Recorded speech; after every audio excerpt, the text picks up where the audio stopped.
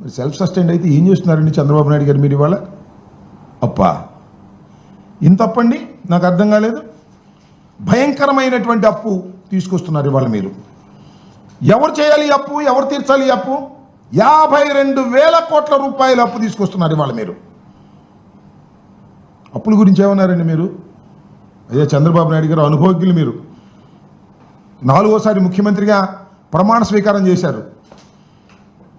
జగన్మోహన్ రెడ్డి గారు అప్పు తీసుకొస్తుంటే ఏమన్నారు? ఇది శ్రీలంక అయిపోద్ది అన్నారు. అప్పులతో మునిగిపోతుందన్నారు. అప్పు చేయటం తప్పు అన్నారు. అప్పుడు అప్పు చేయటం తప్పు. ఇవాళ అమరావతి కోసం అప్పు చేయడం కరెక్టా? ఎంత అప్పు చేస్తున్నారండి మీరు? 52,000 కోట్లు.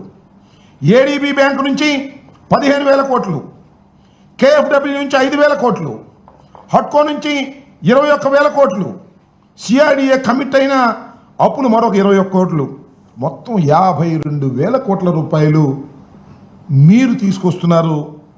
ఇది ఎంతవరకు సమంజసం? సరే తీసుకొస్తున్నారు. ఈ 52,000 కోట్ల రూపాయలు మీరు ట్రాన్స్పరెంట్గా ఖర్చు పెడుతున్నారా? ప్లీజ్ చెప్పండి. ఇది సద్వినియోగపడుతుంటే మీరు తల తాకట్టు పెట్టో, లేక మోడీ గారు మీ అవసరం మోడీ గారికి, మోడీ అవసరం మీకు ఉంది కాబట్టి ఆయన అప్పిప్పించే కార్యక్రమంలో ఆయన ఉంటే మీరు తీసుకొస్తే ఏం చేస్తున్నారండి అప్పుని? ఎంత అంచనాలు పెంచేస్తున్నారు? అప్పుడు 48,000 కోట్ల రూపాయలు మీరు టెండర్లు పిలుద్దాం అనుకున్నటువంటి టెండర్లని ఇవాళ 77,000 కోట్ల రూపాయలకి పిలుస్తున్నారు. ఎందుకు అంచనాలు పెంచారండి? అప్పుడు శాసనసభకి మీరు ఎంత ఖర్చు పెట్టాలనుకున్నారు, ఇప్పుడు శాసనసభకు ఎంత ఖర్చు పెట్టాలనుకుంటున్నారు?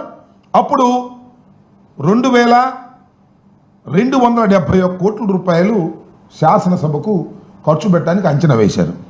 ఇవాళ టెండర్లు ఎంత పిలిచారండి? అదే శాసనసభకి 4,689 కోట్ల రూపాయలు.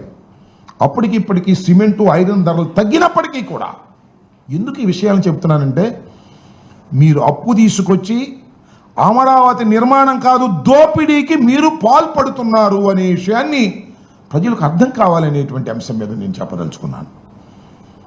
ఈ రకంగా అరే జాతీయ రహదారులు 20 కోట్ల రూపాయలండి కిలోమీటర్కి. ఇవాళ ఎంత అండి? అక్కడ 50 కోట్ల రూపాయల కిలోమీటర్కి.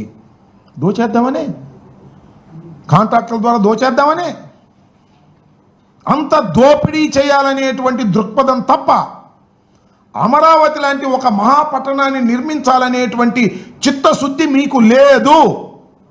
కమిట్ అయిపోయారు, దాని నుంచి బయటికి రాలేకపోతున్నారు. దీనివల్ల రాష్ట్రం తీవ్రమైనటువంటి సంక్షోభంలో పడబోతుందనేది నా అభిప్రాయం. ఇవాళ ఏమీ లేదండి రాష్ట్రంలో. సంక్షేమ కార్యక్రమాలు లేవు, అభివృద్ధి కార్యక్రమాలు లేవు.